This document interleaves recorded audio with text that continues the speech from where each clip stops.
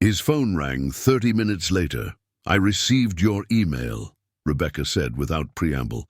"Where exactly was this taken?" "On my property, about half a mile north of the cabin. You know where the old creek bends around that granite outcropping?" "I remember," she replied. He could hear the sound of computer keys clicking in the background. "This is interesting, Mike. I can't immediately identify what's in this image." "So you don't think it's obviously a bear or some other known animal?" He held his breath, half hoping she would offer a simple explanation. "It's clearly bipedal in this stance. The proportions and posture aren't consistent with a bear walking on its hind legs." More keyboard clicking. "The estimated height based on the surrounding vegetation would put this subject at well over 7 feet tall." Michael felt a complex mixture of vindication and unease. Part of him had hoped she would laugh it off with a simple explanation. "The question is," Rebecca continued, her scientific mind clearly working through the problem, "what do you plan to do with this?" It was a good question, one he hadn't fully considered in the shock of his discovery. "I don't know," he admitted. "Part of me wants to go back to that spot, set up more cameras, try to get better footage. Another part wants to pretend I never saw it." "Understandable." Her tone softened slightly.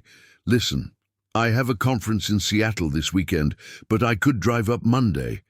I'd like to see the location in person, examine any physical evidence that might be present. Would that work for you?" Michael agreed readily, some of his tension easing at the prospect of having someone else involved, especially someone with Rebecca's credentials and analytical mind. "Until then," she cautioned, "I'd be careful about sharing this with others. You know how people can be about this subject." After they hung up, Michael sat in the growing darkness of his cabin, the single image still glowing on his laptop screen. Rebecca was right about people's reactions. The Pacific Northwest had a long history with Sasquatch sightings, from indigenous legends to modern encounters. The subject inspired passionate believers, skeptical debunkers, and media sensationalism, none of which appealed to him. Yet as he studied the figure frozen on his screen, he couldn't deny the rush of excitement beneath his unease. If this was real, genuinely real, it would be an extraordinary discovery. A species of giant bipedal primate surviving undiscovered in the forests he'd spent his life exploring was simultaneously impossible and thrilling to contemplate. The soft hoot of a great horned owl outside his window broke his reverie. Night had fully descended, and the forest beyond his cabin windows was now a wall of darkness. For the first time in years, Michael felt a flicker of apprehension about the wilderness surrounding him, a primal wariness he'd thought long conquered. He closed his laptop, deciding he needed dinner and perhaps another whiskey before further contemplation. As he moved to his small kitchen, the floorboards creaked beneath his feet, the familiar sounds of his cabin suddenly seeming louder in the silence. The venison stew he'd prepared earlier simmered on the stove, filling the cabin, with comforting aromas of meat, herbs, and vegetables from his garden. The routine task of preparing a meal helped ground him, bringing his thoughts back from the precipice of wild speculation. Midway through his dinner, his phone pinged with a text message from Rebecca. "Analyzed image further. Definitely not consistent with known regional wildlife. Have you checked other cameras or found physical evidence nearby? Looking at flight to come sooner." Michael texted back that he'd only checked the one camera so far and would retrieve the others tomorrow. He hadn't yet returned to search for physical evidence, having discovered the image only hours ago while reviewing footage from the comfort of his cabin. After finishing his meal, he spread out a topographic map of his property on the kitchen table.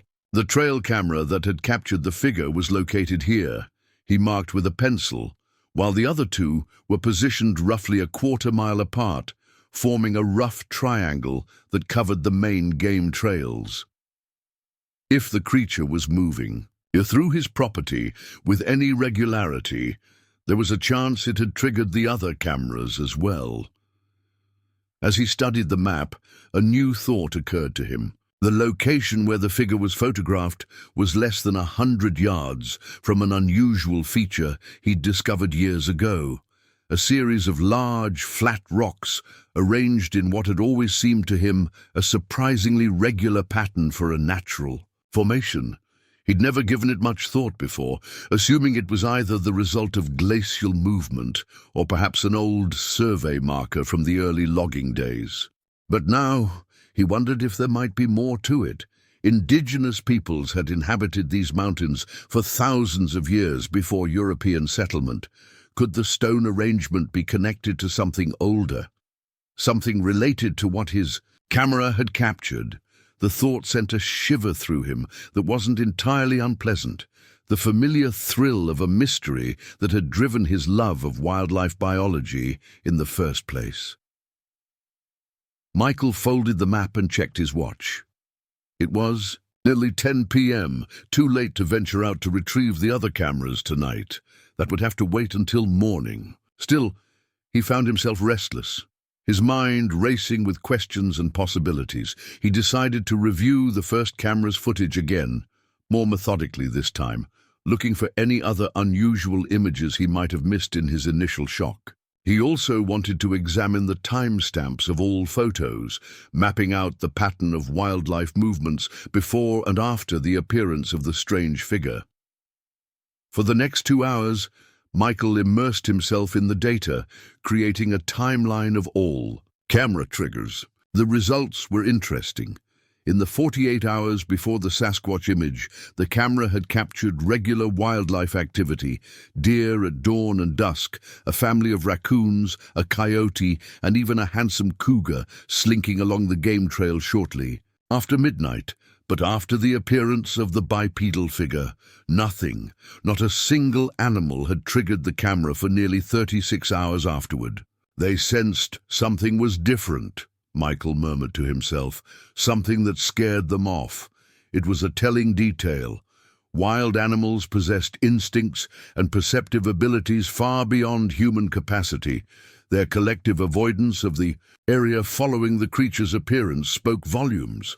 The later hour and second whiskey had loosened his scientific skepticism somewhat, allowing his mind to explore possibilities he might have dismissed in the cold light of day.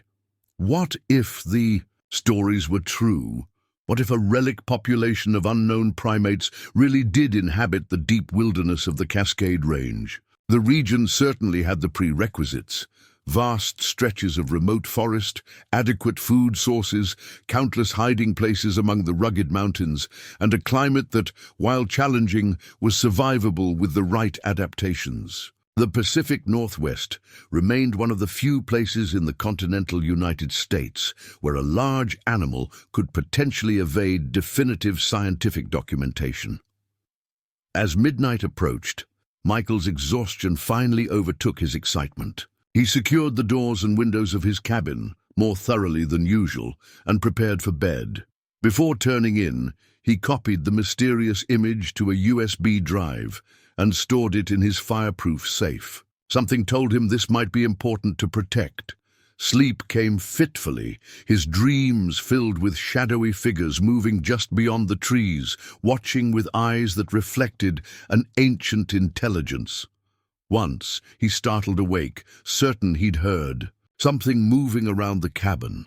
A heavy footfall on the porch, perhaps, or the sound of breathing outside his bedroom window. But when he listened, there was only the familiar chorus of the forest night. Wind in the trees, the distant call of a coyote, the gentle patter of light rain that had begun to fall. He eventually drifted back to sleep, his last conscious thought a determination to retrieve those other cameras at first light. If one had captured something extraordinary, perhaps the others had too. Outside, the rain increased to a steady rhythm, washing away marks in the soft earth that might have told an attentive observer that something large had indeed circled the cabin, pausing at each window before melting back into the safety of the ancient forest. Dawn broke with thin, watery light filtering through a persistent drizzle. Michael was already awake, having slept poorly after his discovery. He stood on his cabin porch, sipping black coffee and studying the surrounding forest with new eyes. The familiar landscape seemed somehow altered, as if the knowledge of what might be lurking within its depths had transformed the woods themselves. The rain had tapered off, but the forest remained shrouded in mist, droplets of moisture clinging to every needle and leaf. Perfect tracking conditions, Michael thought, a lifetime of hunting experience automatically assessing the environment. Soft ground would hold clear prints, and the wet foliage would make movement through the underbrush audible at greater distances. He went inside to prepare for the day's expedition. From his gear closet, he retrieved a backpack, GPS unit, digital camera, plaster casting materials, sample bags, a measuring tape, and other tools of field research, equipment that had gathered dust since he'd left academia for consulting work. With methodical precision, he packed everything he might need to document evidence properly. As an afterthought, he added his revolver, a .357 Magnum he typically carried for protection against the occasional aggressive black bear or mountain lion. Though he had no intention of using it on whatever his camera had captured, the solid weight on his hip provided reassurance. Michael checked his watch, just past 7. He had texted Rebecca earlier, informing her he was heading out to retrieve the other cameras and investigate the site. She had responded immediately despite the early hour. "Be careful. Document everything. Taking noon flight will reach your place by evening." The fact that Rebecca had rearranged her schedule to arrive today rather than Monday spoke volumes about her interest in his discovery. She wasn't one to disrupt her meticulous planning without good reason. Michael pulled on his weatherproof jacket, slung the pack over his shoulders, and set out toward the location of the first camera, the one that had captured the mysterious figure. The forest was quiet this morning, lacking the usual symphony of birdsong and wildlife movement. Michael moved slowly, scanning the ground and surrounding vegetation for any unusual signs. His mind catalogued the details automatically. No deer tracks on the trail that had been heavily used just days earlier, no squirrels chattering in the treetops. Even the ravens that typically patrolled this stretch of woods were absent. Something had disrupted the normal patterns of the forest ecosystem. About 20 minutes into his hike, Michael paused at the stream crossing where the trail curved northward. Here in the soft mud of the bank, he found his first piece of physical evidence, a partial footprint significantly larger than his own. The edges were somewhat degraded by rain, but the basic shape remained clearly visible. Broad heel, distinctive, arch-and impressions of 5 toes, all scaled to enormous proportions. Heart racing, Michael carefully photographed the print from multiple angles, placing his own boot beside it for scale. His size 11 hiking boot looked childlike next to the massive impression. He then took meticulous measurements, 17.5 inches long from heel to toe, 8 inches across at the widest part. With practiced movements, he prepared a plaster mixture in a collapsible container, pouring it carefully into the footprint to create a cast. While waiting for it to set, he searched the surrounding area and found 2 more partial prints heading in the direction of his trail camera. The implications were becoming harder to dismiss. Whatever had made these tracks was bipedal, had a foot structure reminiscent of primates but vastly larger than humans, and had passed through this exact area recently. When the plaster had hardened sufficiently, Michael carefully removed the cast, wrapped it in protective cloth and stored it in his pack. The weight of the evidence, both literal and figurative, was substantial. He continued toward the trail camera, alert to his surroundings in a way he hadn't been for years. The forest felt different now, not merely a familiar ecosystem he'd studied professionally, but a realm of mystery where the impossible seemed increasingly plausible. The camera, was exactly as he'd left it, securely fastened to the Douglas fir overlooking the game trail. Michael removed the SD card, replacing it with a fresh one, then adjusted the camera's position slightly to capture a wider field of view. He repeated this process with his other two cameras, located at strategic points forming a rough triangle across the northern portion of his property.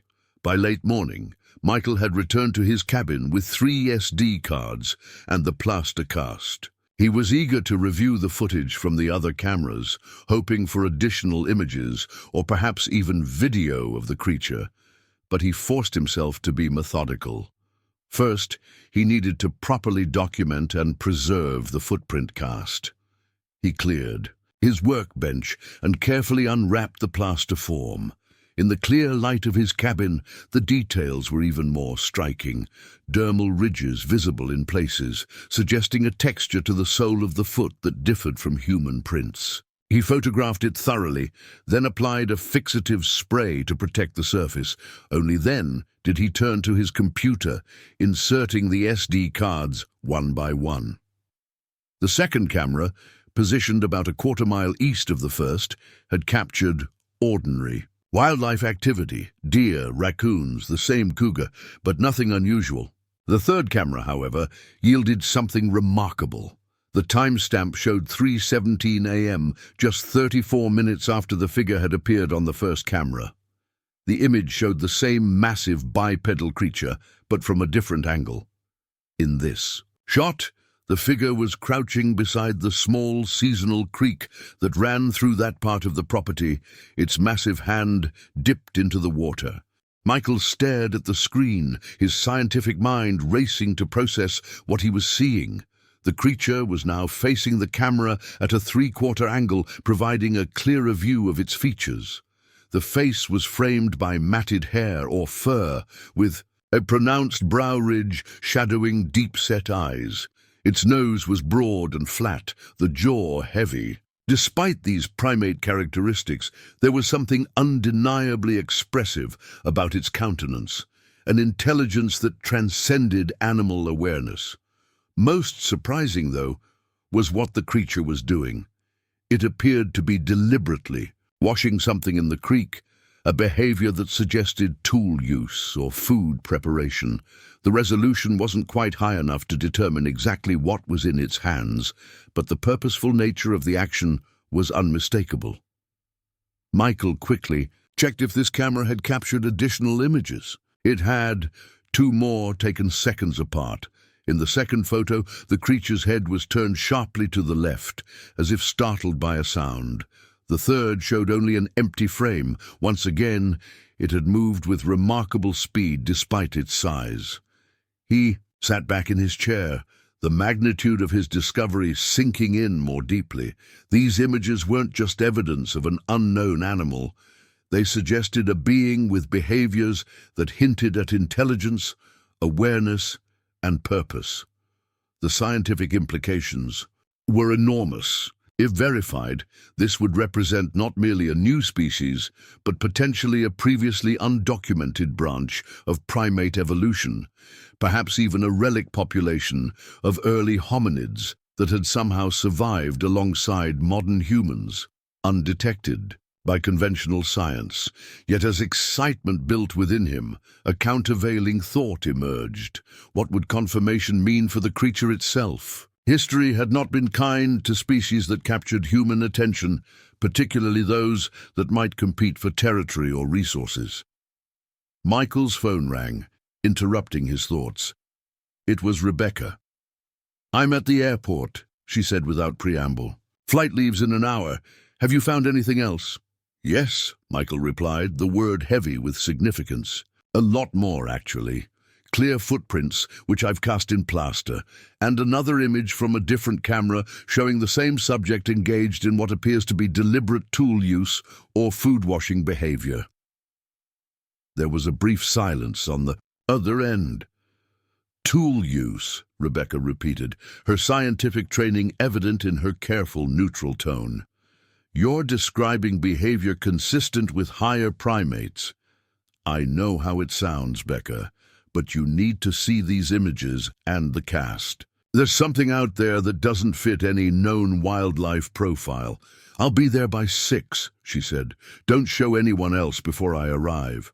After they hung up, Michael spent the next several hours organizing his evidence and preparing documentation. He created a file with the images, noting precise timestamps, GPS coordinates for each camera, and environmental conditions. He photographed the plaster cast from multiple angles with proper scale indicators. He gathered his field notes on wildlife behavior patterns in the area over the past months, looking for any anomalies he might have previously dismissed. The work helped focus his thoughts, bringing a sense of scientific rigor to what might otherwise feel like a descent into fringe territory. This methodical approach had always been his way of processing the unknown, breaking it down into components that could be measured, analyzed, and understood.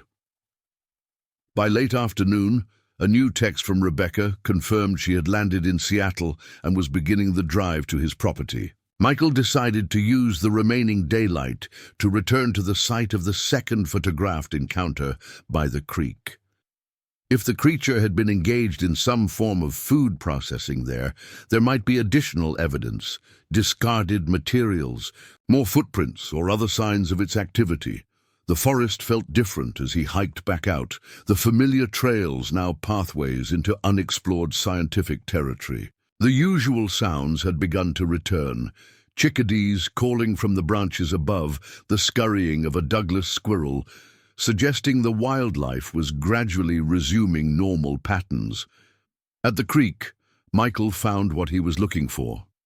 The soft ground around the water showed clear evidence of the massive creature's presence.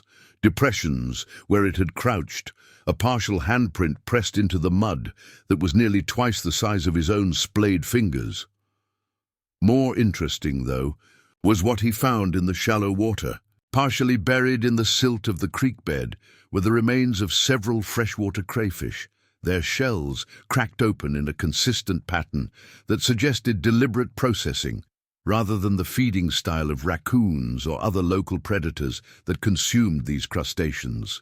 Michael photographed everything meticulously, collected shell fragments in sample bags, and took measurements of the distances between significant markers.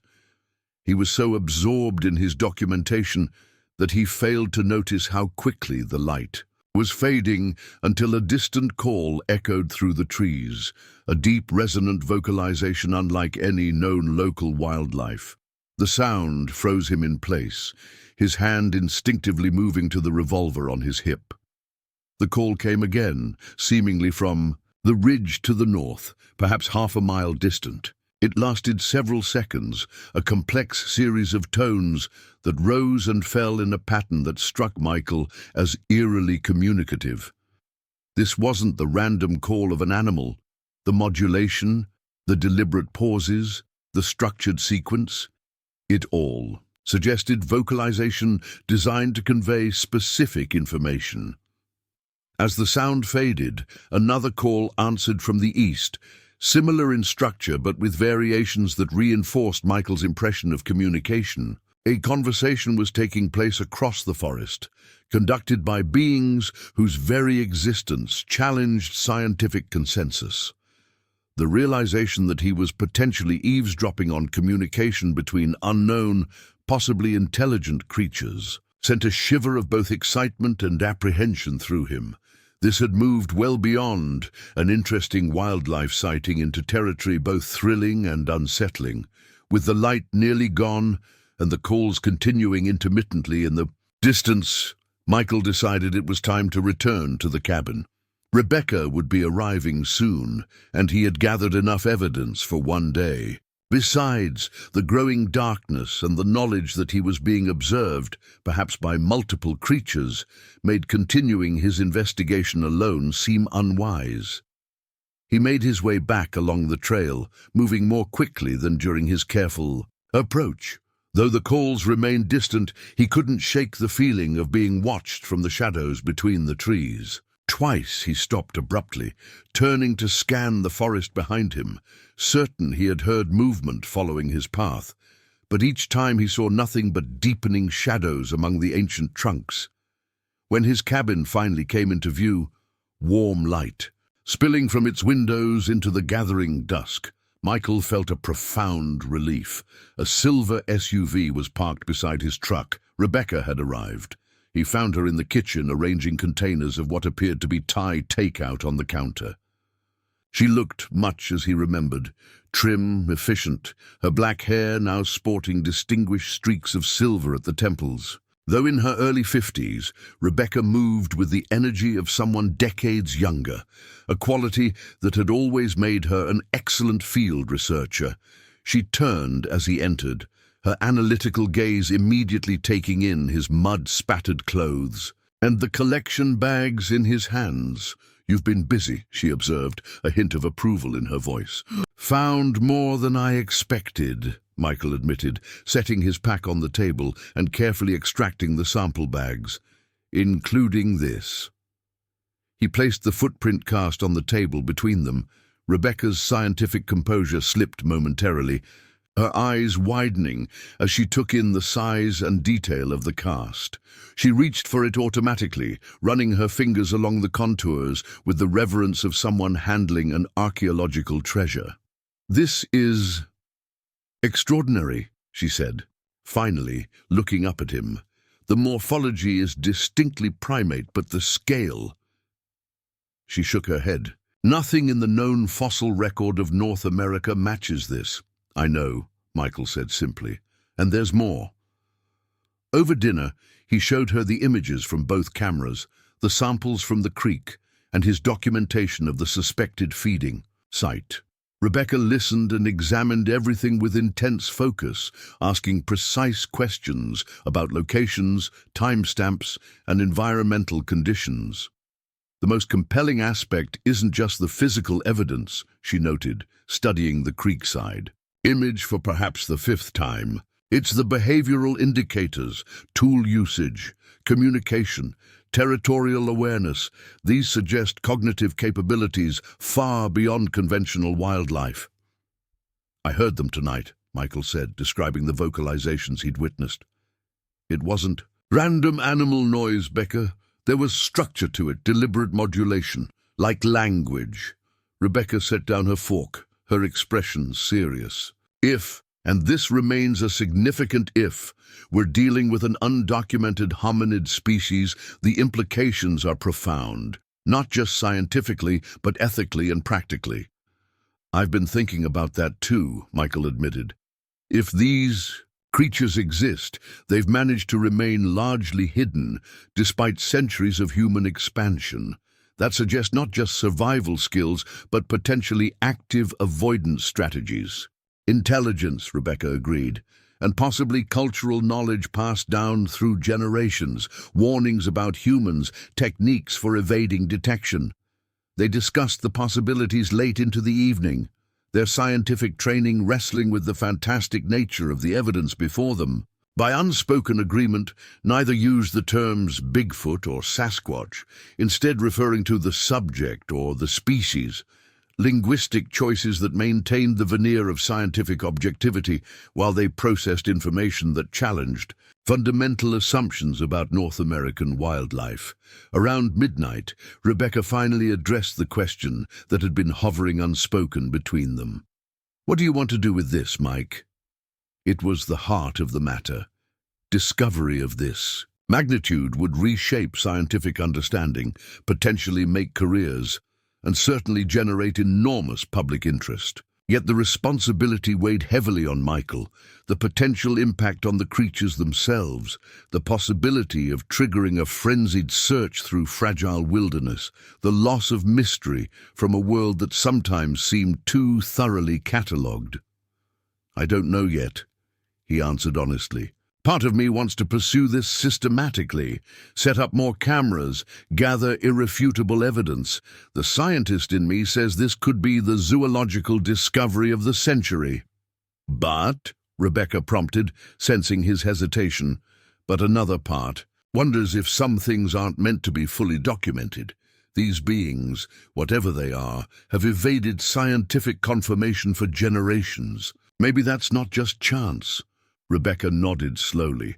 I understand the sentiment, but as scientists, we're committed to knowledge, to understanding. Even when understanding might lead to harm, Michael challenged gently. You know what happens. To habitats when rare species are discovered, the attention, the disruption, which is why proper documentation and eventual protection are so important, she countered. If these creatures exist, they're already facing habitat loss from logging, development, climate change. Scientific verification could be the first step toward conservation. The discussion continued in this vein until exhaustion finally overcame them. Rebecca took the spare bedroom, while Michael returned to his own room, mind still racing with possibilities and implications. As he drifted towards sleep, a sound from outside caught his attention, a soft scraping against the cabin's exterior wall. Michael lay perfectly still, listening. There it was again, followed by what sounded like deep, heavy breathing close to his bedroom window. His heart pounded as he slowly reached for the flashlight he kept beside his bed. Whatever was outside was large enough that he could hear its movements clearly through the solid walls of his cabin. With deliberate care, he eased out of bed and moved to the window, flashlight gripped tightly in his hand. The breathing continued, accompanied now by a subtle scratching sound. In one swift motion, Michael swept aside the curtain and directed the beam of his flashlight toward the source of the sounds. The light illuminated empty space. Whatever had been there moments before had moved with incredible silence and speed upon his approach. Michael shined the light in a wider arc, scanning the edge of the forest approximately 30 yards from his cabin. For just an instant, the beam caught a reflection, two eyes shining back from between the trees, set high above the ground, at a height impossible for any known local wildlife. Then they were gone, blinked out like stars obscured by clouds. Michael stood frozen at the window, the implications washing over him in a cold wave. The creature hadn't just wandered randomly onto his property. It had approached his home deliberately, perhaps drawn by curiosity about the humans who were suddenly paying such close attention to its presence. More unsettling was the intelligence this suggested, awareness that it was being documented, perhaps even understanding of the camera's purpose. He debated waking Rebecca, but decided against it. The encounter was already over, and they would need clear heads for the investigation they would continue in the morning. Instead, he made detailed notes about what he had experienced while it was still fresh in his mind, including the approximate height of the eyeshine and the sounds he had heard. As he finally returned to bed, a new thought occurred to him. One that would significantly shape their approach moving forward. What they were potentially documenting wasn't just a new species, but the relationship between two intelligent species becoming aware of each other's existence. They weren't merely observers, but participants in an unfolding first contact of sorts. The weight of that responsibility and the tantalizing possibilities it presented followed Michael into uneasy dreams, where massive figures moved just beyond the reach of understanding, watching with ancient eyes that reflected questions that mirrored his own. Dawn broke with unusual clarity after days of mist and rain. Michael and Rebecca set out early, armed with additional cameras, recording equipment, and scientific tools. Their destination, a remote ridge where Michael had heard the vocalizations the previous evening. If they're territorial, they'll be monitoring us, Rebecca said as they hiked through dew-laden underbrush. We should operate under the assumption that we're being observed. Michael nodded, scanning the forest with heightened awareness. Last night, something was at my window. It knows where I live, Becca. They reached the ridge by mid-morning and began setting up a research station. Cameras with motion sensors, audio recording equipment, and observation posts. The forest remained unnaturally quiet around them, as if holding its breath. Look at this, Rebecca called, crouching beside a massive fallen cedar. What Michael had initially taken for natural forest debris was actually an intricate arrangement of sticks and bark, forming a structured shelter against the tree trunk. "It's a blind," Michael realized. "A hunting blind or observation post." The construction was sophisticated, branches woven together to create a concealed space with multiple sight lines to the valley below. It wasn't weather damage or animal activity. This was deliberate construction, requiring planning and dexterity. The complexity suggests not just tool use, but engineering concepts, Rebecca said, her scientific demeanor temporarily overwhelmed by wonder. "This changes everything we thought we knew about North American wildlife." As they documented the structure, a deep, resonant call echoed across the valley, the same vocalization Michael had heard previously, but closer now. Without discussion, both researchers froze, recording devices raised. The call came again, followed by a response from a different direction, then another, creating a triangular pattern of communication around their position. "They're coordinating," Rebecca whispered. "Surrounding us." Michael felt a prickling sensation on the back of his neck, the primal awareness of being watched by a predator. Slowly, he turned toward the sensation. Between two ancient Douglas firs, approximately 50 yards away, stood a massive figure, partially obscured by foliage, but unmistakably bipedal. It remained motionless, a living statue of muscle and fur, observing them with unnerving stillness. "Becca," Michael breathed. 2 o'clock, don't make sudden movements." Rebecca turned gradually, her camera rising with practiced steadiness. The soft click of its shutter seemed thunderous in the silence. For an eternal moment, no one moved, two humans and one impossible being locked in mutual observation. Then, with deliberate slowness, the creature raised one massive hand in what could only be interpreted as a gesture. "It's signaling," Rebecca whispered. Before Michael could respond, movement flickered in his peripheral vision. A second figure had appeared to their left, this one smaller but still towering by human standards. Juvenile, Michael's scientific mind categorized automatically. Mother and offspring. The smaller being moved with less caution, taking a half step. A forward before the larger one vocalized, a short, sharp sound that halted the juvenile immediately. "They're communicating about us," Michael said softly. "The younger one is curious." Rebecca was photographing continuously now, her scientific training overriding fear. "This is extraordinary. We're witnessing social interaction in an undocumented hominid species." As if responding to their whispered conversation, the larger creature took a single step forward, now fully visible in a shaft of sunlight penetrating. The canopy.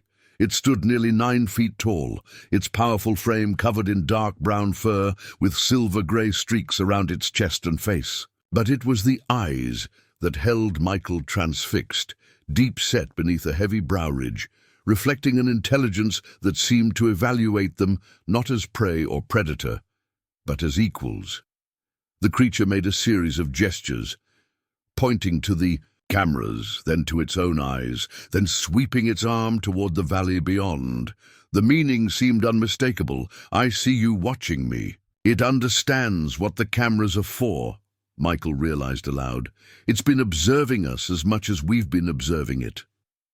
For nearly 10 minutes, this silent interaction continued, the humans documenting, the creatures observing, and occasionally gesturing or vocalizing to each other.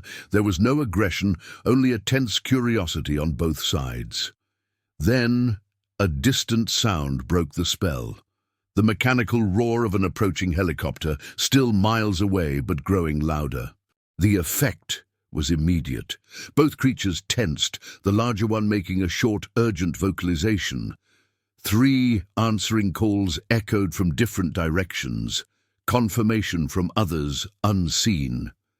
With remarkable grace for its size, the adult figure melted backward into the forest, the juvenile following instantly. Within seconds they had vanished completely, leaving only disturbed vegetation as evidence of their presence. "Forest Service helicopter," Michael explained, recognizing the sound pattern. "Regular survey flight." Rebecca lowered her camera, her hands trembling slightly with the enormity of what they'd witnessed. They knew exactly what that sound meant. They have experience with helicopters, with humans, with being discovered. They've been hiding in plain sight, Michael agreed, not just surviving, but adapting to our presence, learning our patterns, our technologies. The helicopter passed overhead, oblivious to the momentous encounter occurring beneath the ancient forest canopy. When its sound had faded, Michael and Rebecca gathered their equipment and returned to the cabin in contemplative silence, each processing the implications of what they had witnessed. That evening, reviewing their documentation, the evidence was undeniable. Rebecca's photographs captured clear images of both creatures, the massive adult and the smaller juvenile. The audio recordings preserved their complex vocalizations, combined with the footprint casts, the images from the trail cameras, and the documented structures. They had compiled perhaps the most comprehensive evidence ever collected of Sasquatch existence. "We have enough here to rock the foundations of zoology, anthropology, and evolutionary biology," Rebecca said, organizing the files on Michael's laptop. "This would make headline news globally." Michael nodded slowly, still haunted by the intelligence he'd witnessed in the creature's eyes. "And what happens then?" Scientists descending on these mountains, camera crews, curiosity seekers, trophy hunters. There would be protection efforts too, Rebecca countered, though without her earlier certainty. Eventually, perhaps. But these beings have survived by remaining legend rather than fact. Maybe there's wisdom in that. Their debate continued late into the night, the scientific imperative for knowledge wrestling with an ethical concern for the welfare of creatures who clearly possessed intelligence and social structures deserving of respect. In the end, they reached a compromise that honored both perspectives. 3 months later, Dr. Rebecca Chen published a landmark paper in the Journal of Primatology titled "Evidence of Undocumented Primate Activity in the Cascade Range Ecosystem." The carefully worded study detailed evidence of tool use, shelter construction, and environmental manipulation by an unidentified large mammal species, accompanied by selected photographs that deliberately obscured scale and specific locations. The paper sparked interest in scientific circles, but stopped short of making definitive claims that would trigger a media frenzy. It suggested further research into unusual primate behaviors in North American wilderness areas, while emphasizing the need for non-invasive methodologies and ethical consideration of potential subjects. Meanwhile, Michael established a private wildlife preserve on his property and surrounding lands purchased with inherited funds he'd been saving for retirement. The preserve banned hunting and restricted human access, ostensibly to protect critical habitat for endangered species documented in the area. Only Rebecca knew the primary purpose: creating a sanctuary where the creatures could continue their existence without human interference. The 3 trail cameras remained, providing occasional glimpses of the beings going about their complex lives. But their footage remained private, shared only between the 2 researchers who had dedicated themselves to protection rather than exposure. 1 year after their encounter, Michael sat on his cabin porch at dusk, watching the tree line where he'd first captured the image that changed his understanding of the natural world. Sometimes, on quiet evenings like this, he would catch glimpses of movement at the forest edge, massive figures observing his cabin with the same curiosity he had once observed them. Occasionally, he would find gifts left at the boundary of his property, intricate arrangements of stones or branches that seemed to communicate something beyond his full comprehension. Once, after a particularly harsh winter storm had damaged his roof, he emerged in the morning to find a pile of suitable branches stacked neatly beside his woodshed, branches too high for him to have reached alone. The scientific paper remained, their public legacy, but this unspoken relationship, this delicate balance of mutual awareness without intrusion, became their true achievement. Two intelligent species sharing the same mountains, each respecting the other's existence, while maintaining the necessary boundaries that allowed both to thrive.